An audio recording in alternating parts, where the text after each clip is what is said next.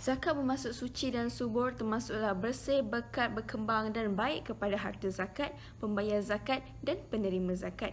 Dari segi syarak, zakat adalah mengeluarkan harta tertentu dengan kadar tertentu mengikut syarat-syarat tertentu untuk diagihkan kepada golongan tertentu. Zakat juga adalah rukun Islam yang keempat. Hukum zakat adalah fardu ain ke atas setiap orang Islam yang memenuhi segala syarat-syarat wajib. Hai, Assalamualaikum. Nama saya Ahmad Ihsan bin Ismail. Saya pelajar daripada UiTM Tapah, kelas F4 AC103A. Grup saya akan membincangkan tentang zakat secara amnya. Jadi pada bahagian saya akan menerangkan tentang dalil-dalil kewajipan berzakat. Jadi sebenarnya terdapat banyak dalil-dalil yang mewajibkan kita untuk membayar zakat seperti yang terdapat di dalam Al-Quran dan Hadis. Namun di dalam pembentangan ini saya hanya akan mengambil dua contoh daripada Al-Quran dan Hadis.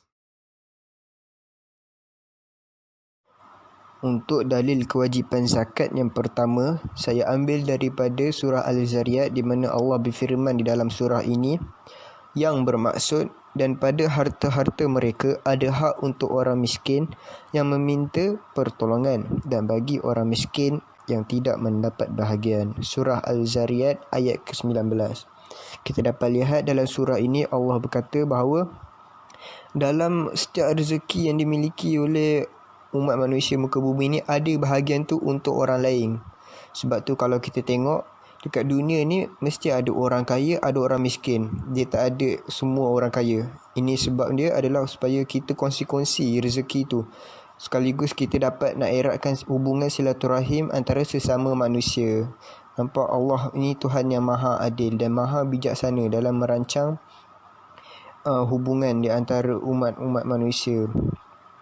Seterusnya, untuk dalil yang kedua, petikan hadis Nabi yang bermaksud Islam itu terbina atas 5 perkara, iaitu bersaksi bahawa sesungguhnya tiada Tuhan melainkan Allah dan bahawa sesungguhnya Muhammad utusan Allah, mendirikan solat, mengeluarkan zakat, mengerjakan dan menunaikan puasa pada bulan Ramadan.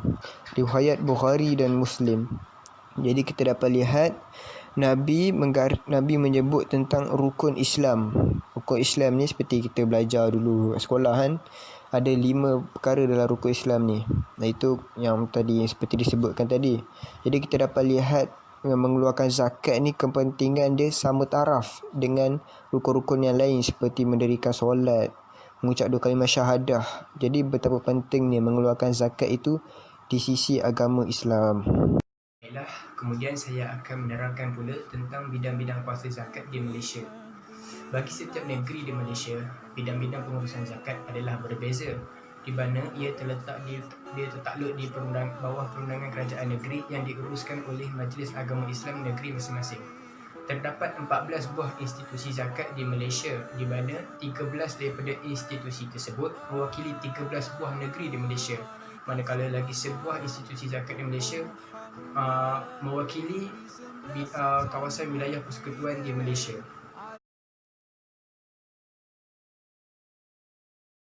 Baiklah, kita akan melihat bidang kuasa zakat di setiap negeri. Jadi seperti yang kita dapat lihat institusi zakat di setiap negeri. Di negeri Nun jauh di utara iaitu Perlis, kita ada Majlis Agama Islam dan Adat Istiadat Perlis iaitu MAIP. Di negeri Pulau Pinang pula kita mempunyai Pusat Urus Zakat Negeri Pulau Pinang. Di negeri Kelantan, Majlis Agama Islam dan Adat Istiadat Melayu Kelantan iaitu MAIP. Di negeri Asam Pedas pula kita ada Majlis Agama Islam Melaka iaitu MAIM. Di JDT kita ada Majlis Agama Islam Negeri Johor MAIJ. Sementara di Pahang kita ada Majlis Agama Islam dan Adat Resam Melayu MUIB. Di negeri di bawah Bayu pula iaitu Sabah, kita ada Pusat Zakat Sabah iaitu Majlis Agama Islam Sabah. Sementara kita melihat pula kepada negeri-negeri lain iaitu negeri Kedah. Jabatan Zakat Negeri Kedah Darul Aman JZNK. Di Perak pula Majlis Agama Islam dan Adat Melayu Perak MAIP. Di negeri Terengganu Majlis Agama Islam dan Adat Melayu Terengganu MAIDAM. di negeri Selangor yang tiada air, iaitu Lembaga Zakat Selangor. Di kawasan wilayah persekutuan kita ada Majlis Agama Islam Wilayah Persekutuan, juga dikenali sebagai MAWIP. Di Negeri Sembilan kita ada Majlis Agama Islam Negeri Sembilan, iaitu MAIS. Dan terakhir sekali di Sarawak, Tabung Baitul Mal Sarawak. Jadi walaupun setiap negeri mempunyai institusi zakat yang tersendiri, namun terdapat juga beberapa persamaan di antara negeri ini, iaitu dari segi struktur pengurusan. Bagi negeri Johor, Perak, Perlis, Kelantan dan Terengganu, kita dapat lihat kutipan dan agihan di bawah pengurusan yang sama, tetapi tiada sebarang aktiviti penswastaan.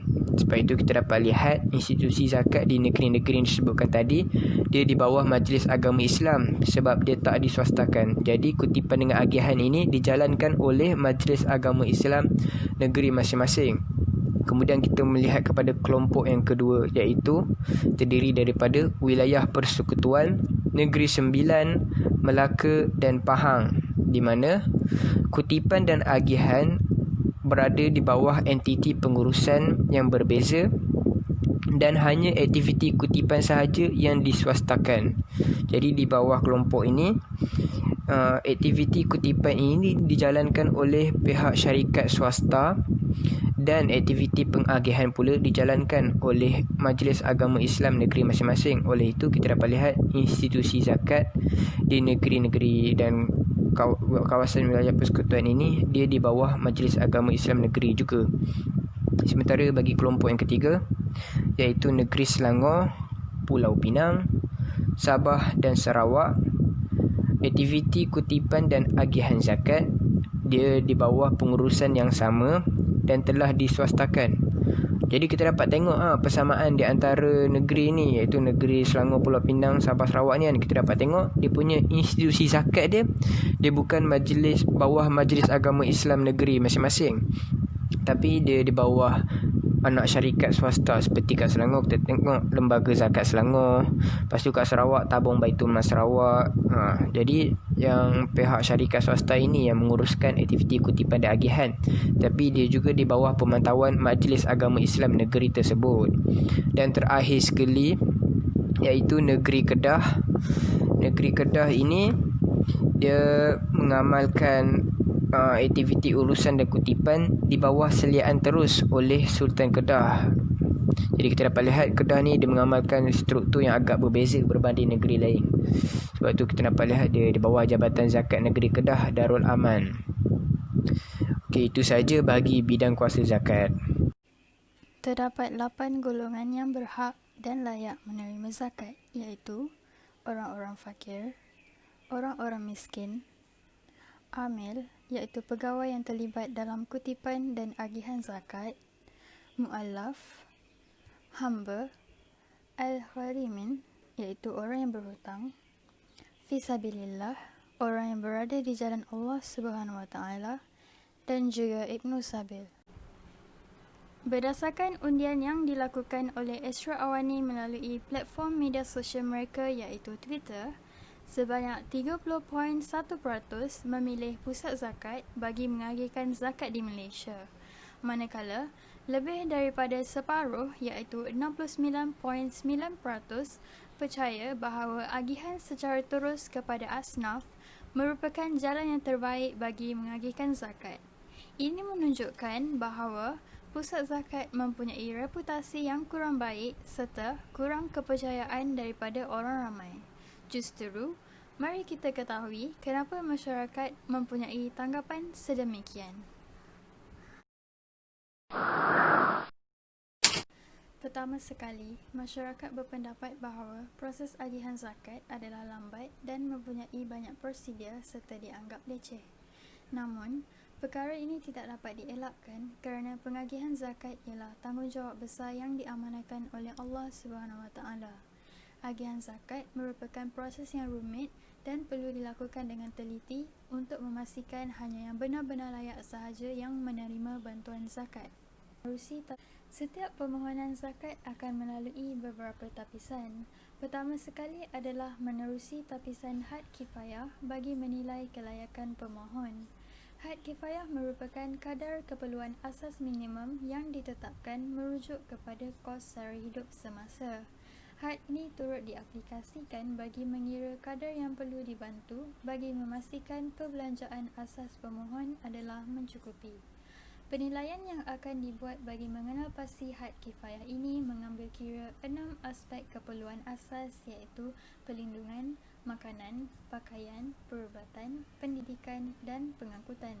Jika pemohon dianggap tidak layak selepas tapisan had kifayah, amil perlu membuat pertimbangan dengan mengambil kira kesukaran lain seperti status pekerjaan pemohon iaitu sama ada tetap ataupun sementara, pemohon ataupun ahli keluarga menghadapi masalah kesihatan kronik ataupun sakit yang memerlukan kos rawatan berterusan atau kecacatan anggota yang menghalang daripada bekerja secara aktif. Pemohon berumur lanjut atau tidak berupaya untuk bekerja, pemohon menanggung anak yang ramai, ibu bekerja atau bapa tunggal yang memerlukan tambahan kos penjagaan anak-anak semasa bekerja, dan lain-lain kesusahan yang dapat dikenal pasti.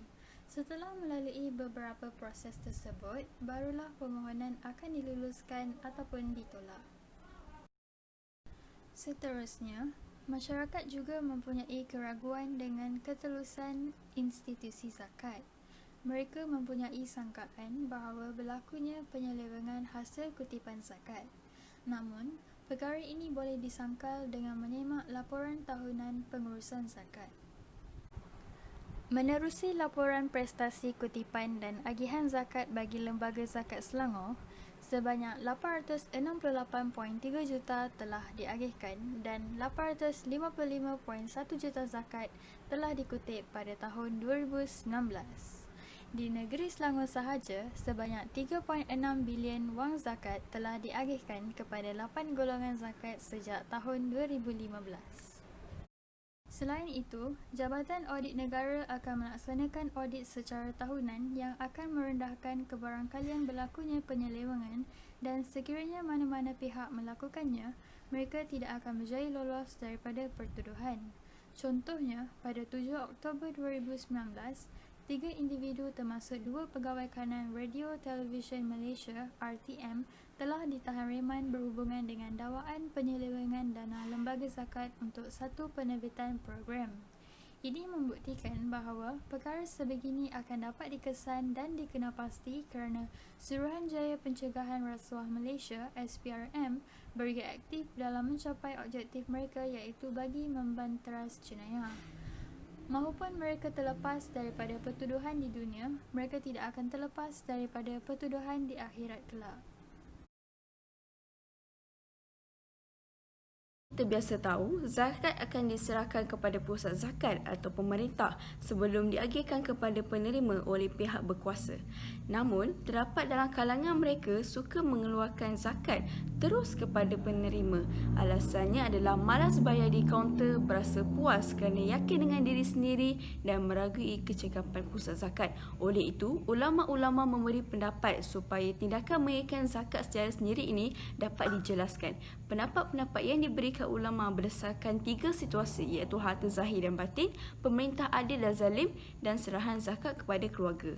Bagi situasi yang pertama iaitu harta zahir dan batin, golongan daripada mazhab Hanafi dan kaul jadid dalam mazhab Syafi'i memberi penjelasan bahawa kedua-dua jenis harta diserahkan melalui pemerintah. Hal ini dikuatkan lagi dengan dalil daripada surah Al-Taubah ayat 103. Ini bermakna pemerintah 100% bertanggungjawab terhadap urusan harta zakat. Sebagai contoh, semasa pemerintahan Khalifah Abu Bakar, beliau memerangi golongan yang enggan mengeluarkan zakat, menunjukkan ketegasannya terhadap tanggungjawab sebagai pemerintah. Kaul Kadim dalam mazhab Syafi'i juga mewajibkan zakat diserahkan kepada pemerintah menggunakan dalil yang sama. Pendapat yang lain adalah harta batin boleh bahagikan sendiri. Menurut imam-imam mazhab Hanafi, pada zaman Khalifah Uthman bin Affan, beliau menyerahkan harta batin kepada pemiliknya untuk agihkan sendiri, tidak seperti pemerintahan Abu Bakar As-Siddiq dan Umar Al-Khattab. Tindakan Khalifah Uthman bin Affan tersebut bagi menyenangkan kerja pemungut-pungut zakat kerana penduduknya terlampau banyak harta. Al-Mawardi berkata bahawa pemerintah tiada hak ke atas harta batin. Walau bagaimanapun, ini tidak mengganggu tugas pemerintah untuk kutip zakat.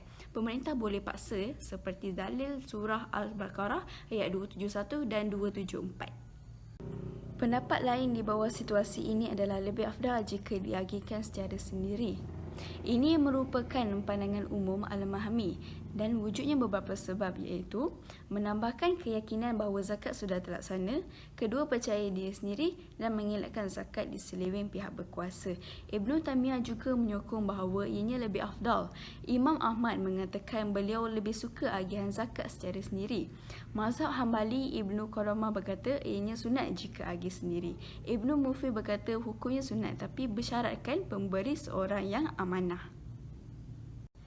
Situasi kedua ialah pemerintah adil dan zalim. Pendapat semua fuqaha adalah sama jika pemerintah bersifat adil. Jika pemerintah bersifat zalim, fuqaha Malikiyah berpendapat bahawa zakat tetap akan diserahkan kepada pemerintah. Ini dibenarkan oleh mazhab Maliki dan Hambali. Pendapat ini disokong dalil riwayat Muslim Tirmizi. Sebaliknya, Atta dalam mazhab Hambali, Syafi'i dan Abu Ja'far berpendapat bahawa pemilik harta perlu terus serah kepada penerima. Imam Dardi dalam mazhab Maliki juga mewajibkan pemilik untuk ingkar arahan pemimpin.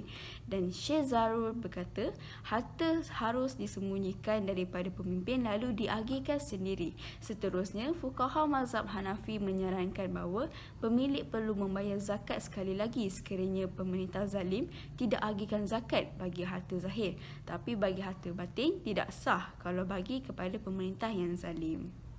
Situasi yang ketiga ialah menyerahkan zakat kepada keluarga. Jika mahu agih sendiri, lebih afdal jika dahulukan keluarga yang susah. Fuqaha telah meletakkan 3 golongan yang layak menerima zakat terus daripada pemiliknya. Pertama, suami yang miskin menerima zakat daripada isterinya. Pendapat ini diperoleh dari hadis yang diriwayatkan oleh Zainab. Hadis ini tentang Rasulullah membenarkan penyerahan zakat kepada suaminya. Selaras dengan pendapat mazhab Syafi'i, Al-Turi, pengikut-pengikut Imam Abu Hanifah dan Imam Ahmad.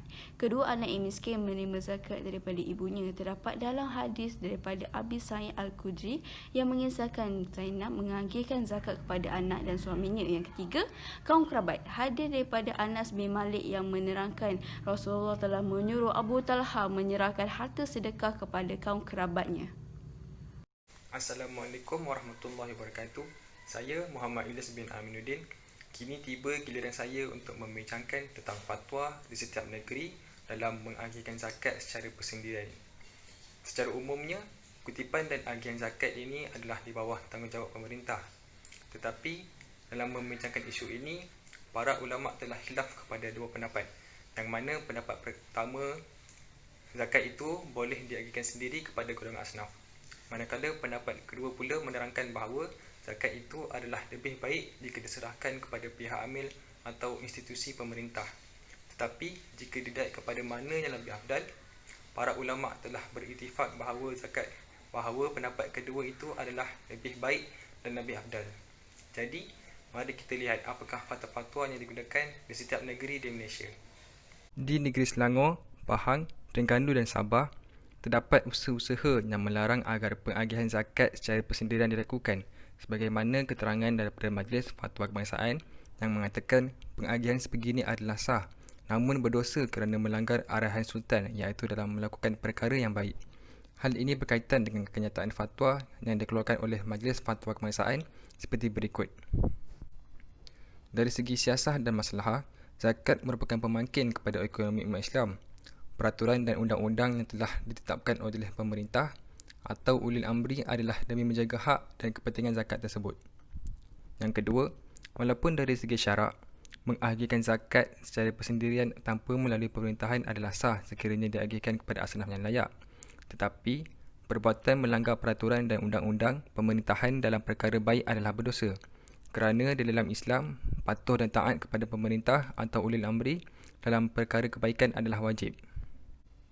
Manakala di negeri Kelantan pula, terdapat enakmen atau fatwa yang tidak membenarkan agian terus dijalankan berdasarkan keterangan berikut.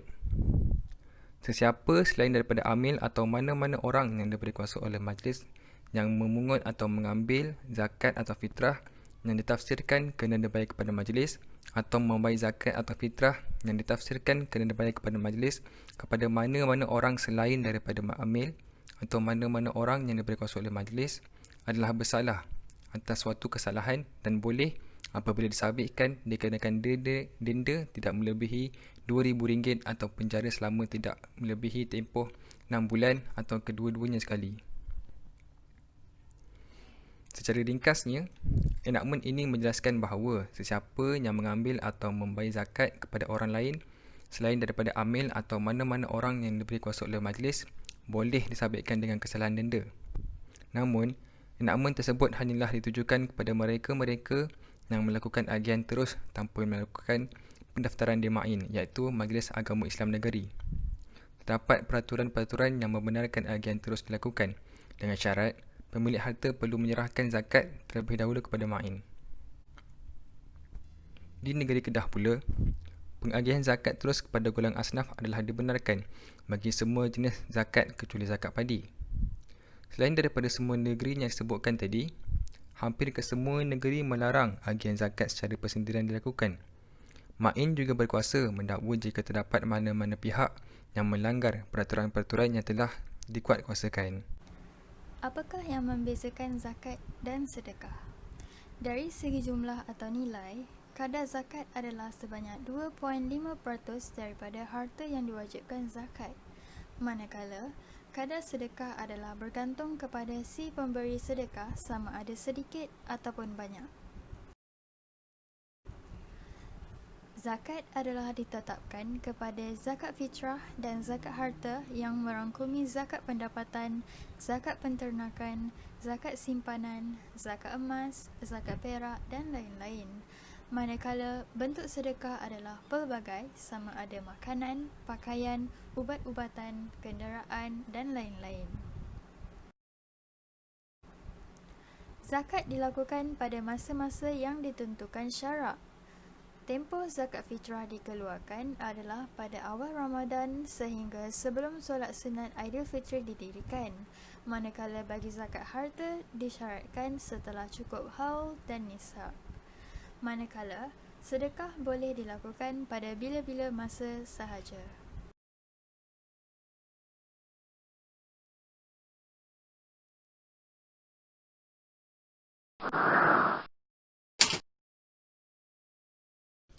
Bismillahirrahmanirrahim. Assalamualaikum warahmatullahi wabarakatuh.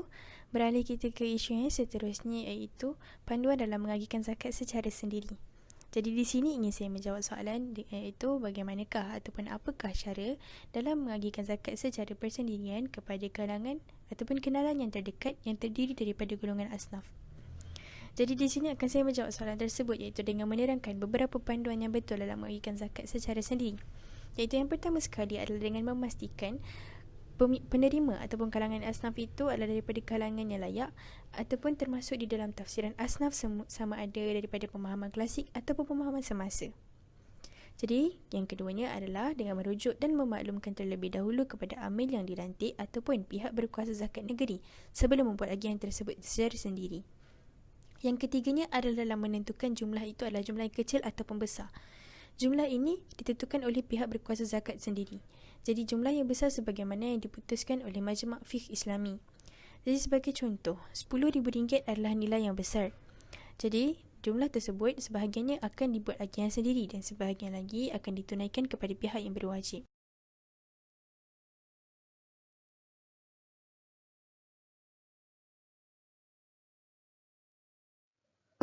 Kesan mengagikan zakat secara persendirian. Jadi di sini dapat kita lihat bahawa pengagihan zakat secara persendirian akan menyebabkan ketidakpuashatian kepada golongan miskin. Hal ini kerana bantuan yang diterima adalah dalam bentuk tunai dan dianggap sebagai bayaran pindahan sahaja kerana nilai bantuan zakat ini yang amat sedikit. Jadi solusi untuk masalah ini adalah dengan memberikan bantuan tunai yang lebih besar ataupun ditingkatkan lagi jumlah tersebut kepada jumlah yang lebih besar. Dan seterusnya dengan memberi bantuan zakat dalam bentuk yang lebih produktif, iaitu daripada segi beasiswa pendidikan, simpanan dalam amanah saham, modal perniagaan ataupun alat perkakas ataupun barangan dapur.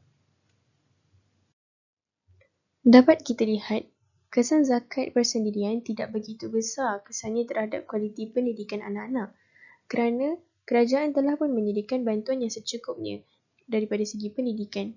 Sebagai contoh, kerajaan telah memberikan bantuan yuran, beasiswa dan makanan di sekolah kepada golongan miskin. Namun begitu, terdapat juga kesan yang baik yang dapat kita lihat daripada konsep pengagihan zakat secara persendirian ini, iaitu golongan penerima zakat tidak lagi tersisih daripada masyarakat, malah semakin erat dengan masyarakat setempat. Hal ini adalah kerana setiap Muslim adalah bersaudara. Jadi, hikmah daripada konsep zakat itu sendiri menekankan konsep persaudaraan. Ini akan memastikan golongan fakir dan miskin tidak lagi ditinggi dan tercicir daripada arus pembangunan dan sama-sama bergerak maju bersama golongan yang lain. Ya, tidak dapat dinafikan lagi. Pengagihan zakat secara persendirian terdapat banyak implikasinya, iaitu daripada segi kesan baik dan juga kesan buruk.